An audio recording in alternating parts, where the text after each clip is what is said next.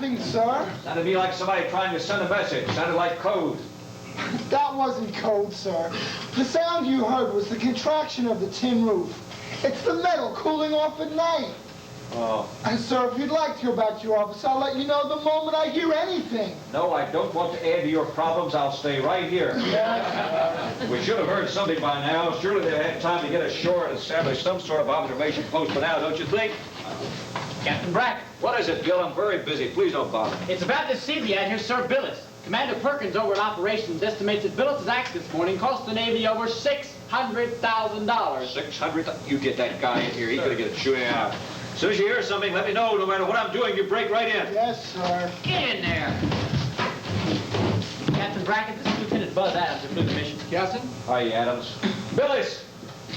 One man like you in an outfit is like a rotten apple in a barrel. What did you feel like in your little rubber boat down there in the middle of Empress Augusta Bay with the whole damn Navy Air Force trying to rescue you? And how the hell can you fall out of a Catalina anyway? Well, sir, the Japanese aircraft, they busted a hole in the side of the airplane and I fell through. The wind just sucked me right out. So I'm to believe that you deliberately hid in the baggage compartment of a plane you knew was going on a very dangerous mission. You had nerve to do that, all right. But the instant the anti-aircraft fire hit the plane, you fell out. You and your little parachute. I don't believe it. I don't believe you fell. I believe you jumped. Which did you do? Oh, well, sir, it was sort of half and half. If you get the picture. This is the most disgraceful thing that has ever happened to this outfit. Adams, when did you discover he was on board? Well, sir, we'd been out about an hour. I know it was still dark. Anyway, we were flying across Marie Louise when the Jap anti-aircraft spotted us and made that hit. That's when Luther, this fella here, that's when he left the ship. I just circled once, just time enough to drop him a rubber raft. Some New Zealanders in P-40 spotted him, though, and they circled over him while I flew to the other side of the island, landed beside that submarine, and let Joe the Frenchman off. By the time I got back, our Navy boys were flying over this guy like a thick swarm of bees. They kept the Jap gunners occupied while I swooped down in there and scooped him up off that little raft. You'd have thought this guy was a $90 million cruiser he was out to protect. Must have been 55, 60 planes. 62! Not far off. Commander Harbison tells me this little operation cost the Navy about $600,000. Oh, $600,000! What the hell are you so happy about? Well, I was just thinking about my uncle, sir. You know the guy I was telling you about? Used to tell my old man I'd never be worth a dime. Oh, $600,000! Oh, him and his lousy slot machine. Can you imagine the guy? Why did you do it? What in the hell would make a man do a thing like this? Well, sir, you know, a fella has to keep moving. You get an itching to pick up a few souvenirs, you gotta kind of horn in, if you know what I mean. If you get the picture. How did you know about this mission? Well, I didn't know about it exactly. It's just when I heard Lieutenant Cable and that fella at the back talking. Right away, I know something's in the air. A project. Now, that's what I like, Captain. Projects, don't you? Yes! You've broken every regulation in the book, and by God, Captain Brackett and I are going to throw it at you. Sir, may I barge in?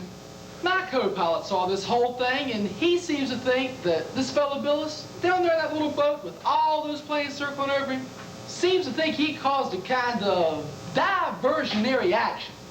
While the Jap gunners are busy shooting at Billis and the planes, on the other side of the island, that little submarine was just a slide into that little cove and depositing the Frenchman and Joe Cable in behind those rocks. The hell you want me to do? Pin a medal on this guy? Oh, I don't want no medals, Captain.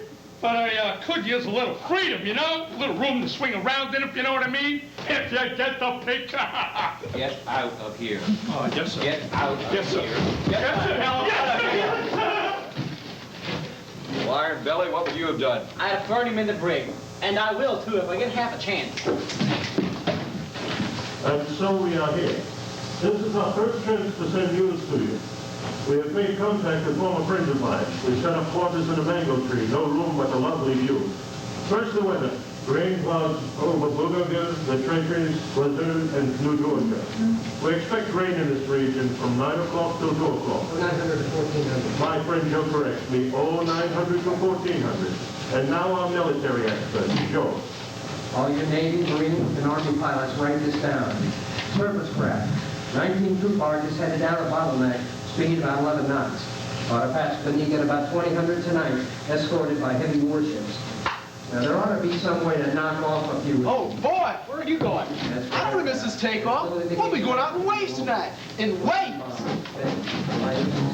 There we go, Bill. Thank you. You know what I like, Bill? Project, don't you?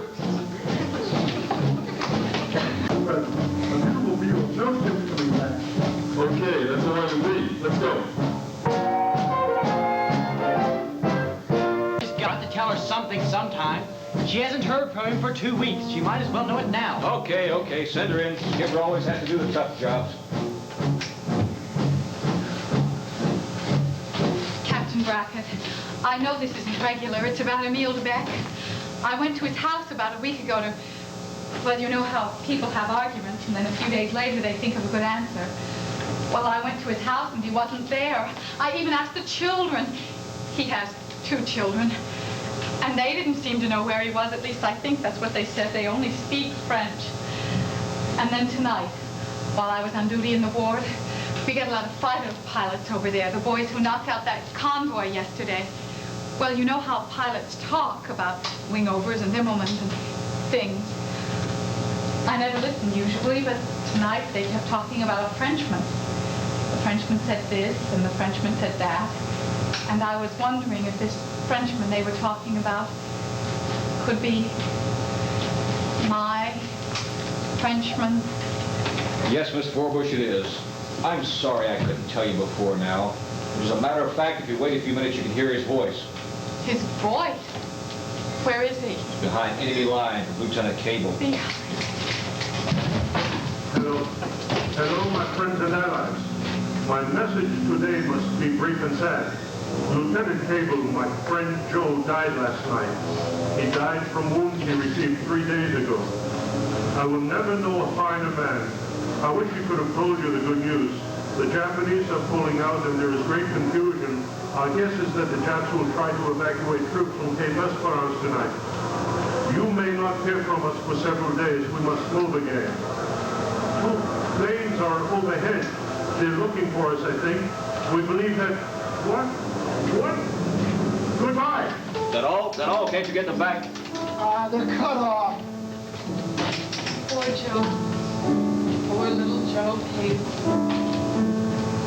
Captain Brackett, do you think there's a chance that I'll ever see Emile DeBeck again? If you don't think so, will you tell me? There's a chance. Of course there's a chance. I didn't even know he was going. Of course not. How can he tell you? Don't blame Emile DeBeck. He's okay. He's a wonderful guy.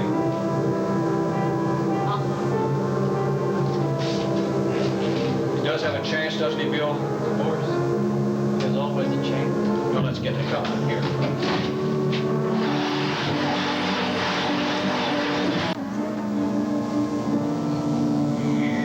Come back so I can tell you something. I know what counts now. You. All those other things. The woman you had before, her color. What piffle. What a pinhead I was. Come back so I can tell you. Oh my God, don't die before I can tell. All that matters is you and me being together.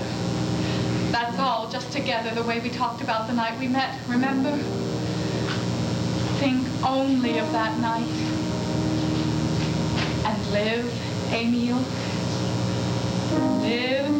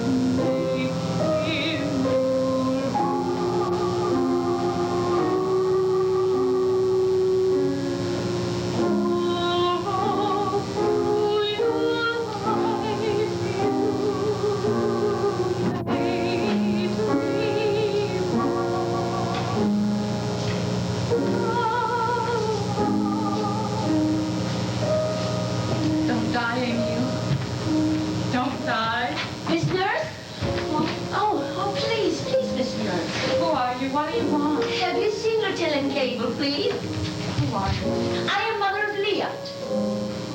Leah! She won't marry no one but Lieutenant Cable. Oh,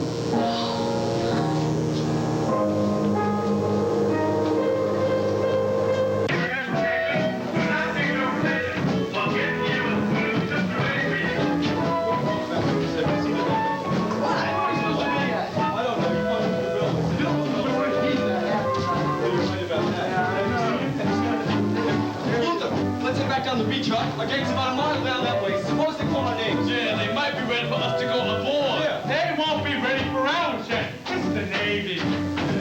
Look at that beach, swarming with eager beavers. 10,000 guys. All jerks. Hey, Squid! Are you booked on one of them LCTs? I guess so. Why? Hey, they'll shake the belly off you, you know. $5 and it's yours. What is it? Seasick remedy. Hey, you'll be needed. Oh, knock it off. That's those issues. We all got it. No, good. Jeez, these guys are getting smarter every day. All right. Stay with your outfit. Don't split out. We're trying to get organized, so stay with your unit. Hey, Phoebe, you belong way down on the beach. Ah, excuse me, sir. Could you tell me where I might find Captain Brackett? He's up at the head of Company Street. Should be along any minute now. Thank you, sir. That'll be all. All right, stay in line. How many times have I told you to stay in line? Remember, you guys are gonna have to volunteer too, all right? Get around this in one minute. Miss Magruder! Say it, the nurse is going too? Well, a few of us, we have to fly back some wounded. Is Miss Barbara going with you? I think she's staying with the hospital. Oh, Miss Magruder! You don't get airsick, do you? I was wondering if you had $3 handy, you might be needing some airsick pills. That stuff's no good. We gave it up last month. Good. Now, that's a female germ. Captain Brackett! Yes, who is it? Bill, Sir, Luther Billis. What is it, Billis? We're moving out very soon. Yes, sir, I know. Well, I'd like to do something for Miss Forbes, sir. Stu helped me and the professor, well, we were wondering if anything was being done about getting the Frenchmen off that island. Well, we hereby volunteer for a project. You know, a triple diversionary action, like we've done to get them on there. You can drop us in 3 different rubber boats on 3 different sides of the island and confuse the hell out of the chaps, if you know what I mean. If you get the picture. Mighty fine of you, Billis, but it's a little late for diversionary action. That started this morning before the sun came up. Operation Alligator got underway with landings on 14 Japanese-held islands. Oh, I think that's very unfair, sir. The first thing they should have done was gotten the Frenchmen off that island. The Admiral agrees with you, Billis. Marie Louise was the first flight on the hit. Did they get him? Is he still alive? We don't know. Rescue plane went down this morning but hasn't returned. But if the Frenchman is dead, that would be unfair. It would be too damn bad if a small part of this huge operation couldn't have saved one of the 2 men who made it all possible. Look at that beach. As far as you can see, men waiting to board ships. The whole picture of the South Pacific is changing. We're moving the other way. Captain Brackett, sir. The launching equipment to take you to your ship. Oh, thank you. You got a ship, Captain? Yes, Commander Harbison and I have a ship. I'm no longer just a lousy island commander. Well, so long, Captain. Oh, Billis. I never did get you in the brig, did I? No. And I forgot. Got what, sir? Your entire unit will be on my ship. I'll be seeing all of you if you get the picture.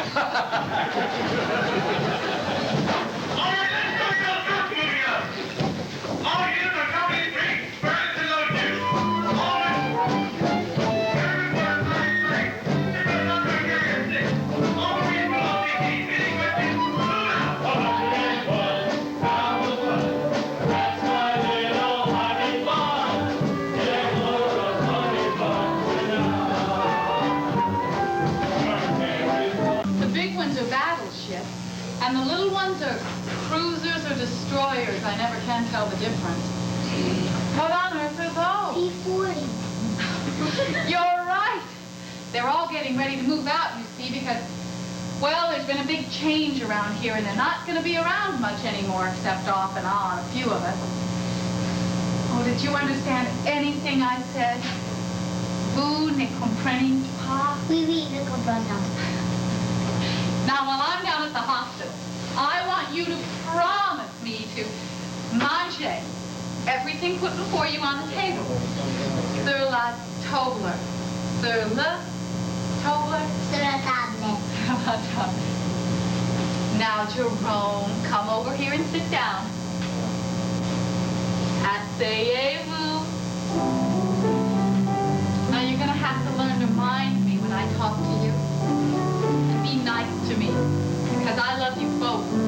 much.